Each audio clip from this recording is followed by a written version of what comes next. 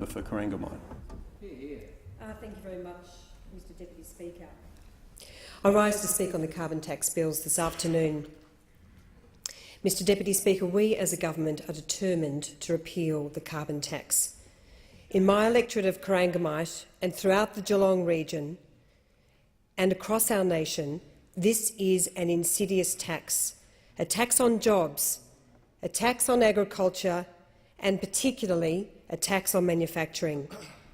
The carbon tax represents a $1.1 billion hit on manufacturing each and every year. So far, the carbon tax has cost our nation some $15.4 billion over 2 years.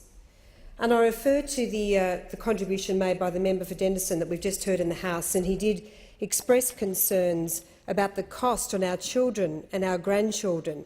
And I say to the member for Henderson, and I say to those opposites, we are concerned about the cost that this tax is causing to our economy. We are concerned about the way in which the previous Labor government drove up the debt and the deficit.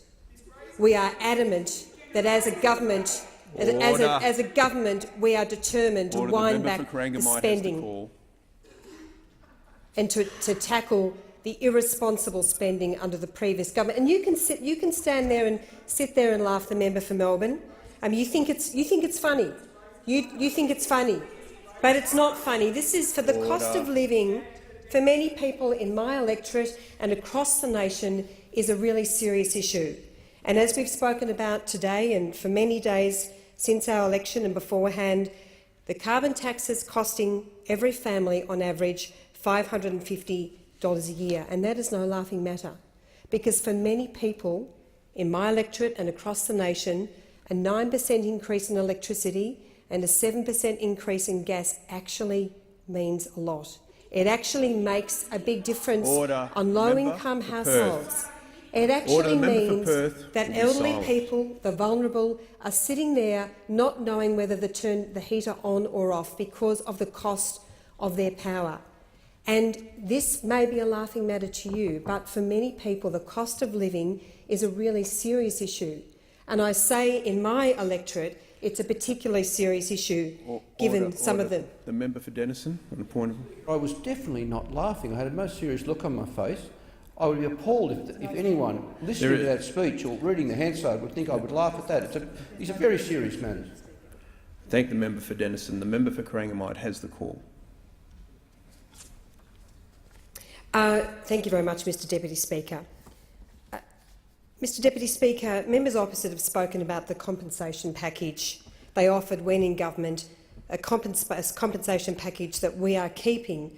Sorry, for the member for Corangamite. The member for Denison. Deputy Speaker, I'd be grateful if the member for Corangamite would withdraw that comment about me laughing. I was not laughing. Mr Deputy Speaker, I won't withdraw that comment because the member for Denison was laughing. All right. Well, look, so I'm sorry. The member for Corangamite has the call. She will be heard in silence. There will be no points of order.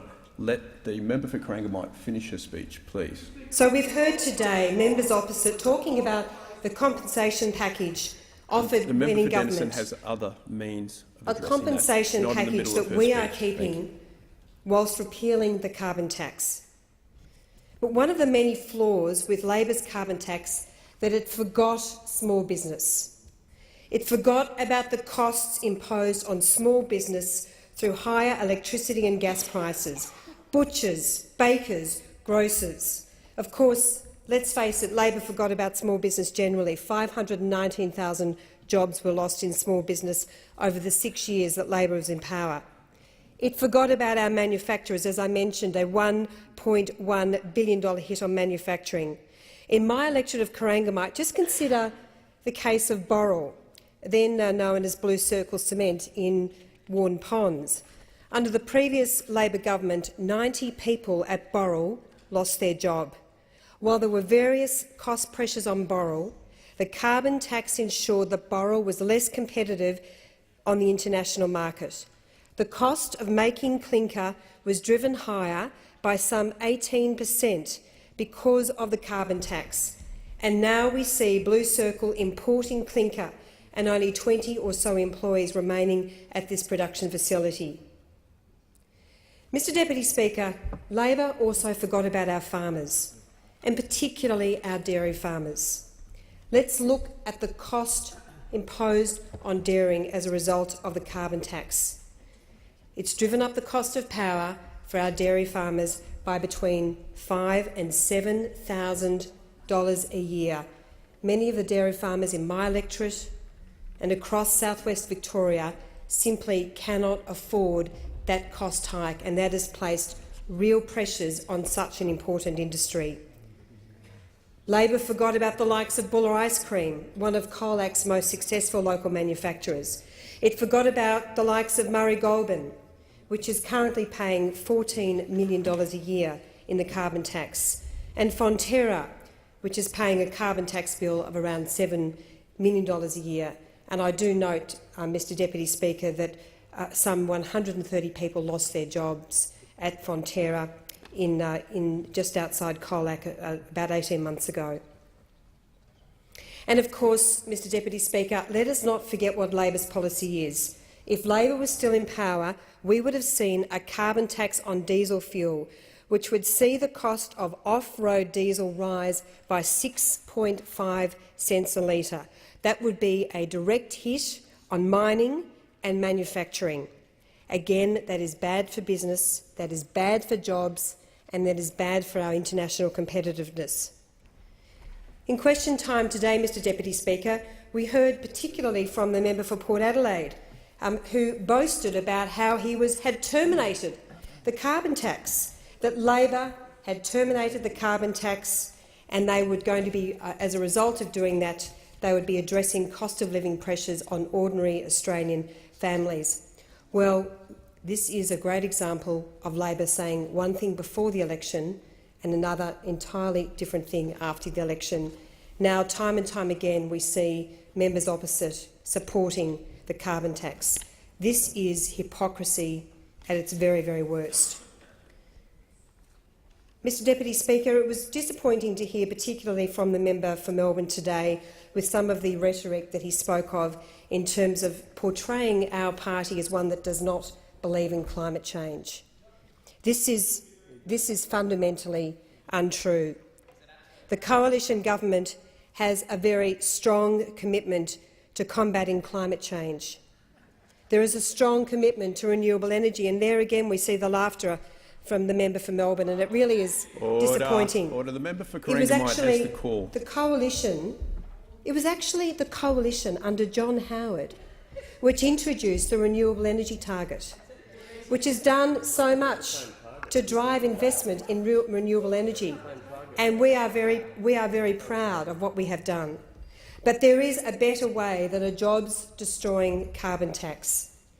And I do want to particularly make reference to what we are doing to drive down carbon emissions. We have a very strong commitment to reduce carbon emissions by 5% below 2000 levels by the year 2020.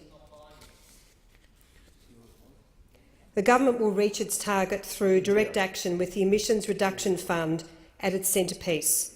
Our plan is to efficiently and effectively source low-cost emissions reduction and improve Australia's environment. Mr Deputy Speaker, this is a $2.55 billion commitment to our environment, to driving down carbon emissions. It's been opposed by those opposite. Member for Jellybrand, through the Emissions Reduction Fund, we will provide incentives for abatement activities across the Australian economy, rather than by pushing up prices in the hope of making electricity unaffordable. The Emissions Reduction Fund will support projects such as upgrading commercial buildings for energy efficiency, improving energy efficiency elsewhere of homes and industrial facilities, reducing electricity generation emissions, capturing landfill gas, reducing waste coal mine gas, reforesting and revegetating marginal lands, improving Australia's agricultural soils, upgrading vehicles and improving transport logistics and managing fires in savanna grasslands. Countries around the world, as the Minister for the Environment has spoken about in his second reading speech a number of weeks ago, are implementing schemes which work best for them. In Australia, we will introduce a scheme that works best of Australia, that is not going to be a $15.4 billion hit on the Australian economy. Mr Deputy Speaker, at the moment, in my electorate of Corangamite and across the Geelong region, manufacturing is under particular pressure. Part of that reason, Mr Deputy Speaker, is because of the cost of electricity. We must have the most competitive manufacturing sector we possibly can. I have spoken many times about the importance of advanced manufacturing, what our government is doing to invest in advanced manufacturing through our Geelong Region Innovation and Investment Fund, through our Growth Fund, our strong investment in jobs, through projects like the East-West Link, again another project that members opposite are opposing, which would deliver in excess of 6,000 construction jobs. We cannot afford this toxic tax, and I do want to make particular note of the member for Corio. Corio is an area which is particularly dependent on manufacturing, and it's a poor reflection on the member for Corio's capacity to stand up for his electorate, because he has remained silent on this tax. He has not stood up for his electorate. He has not stood up for manufacturing. He has not stood up for the many important employees and employers in his electorate, and spoken out against this tax that he knows is driving up the cost of electricity, driving up the cost of gas, and really hurting our manufacturers. So, Mr Deputy Speaker, I'm very proud to be speaking on these bills today. These are bills that will do much to improve Australia's economy, and I commend these bills to the House. I thank the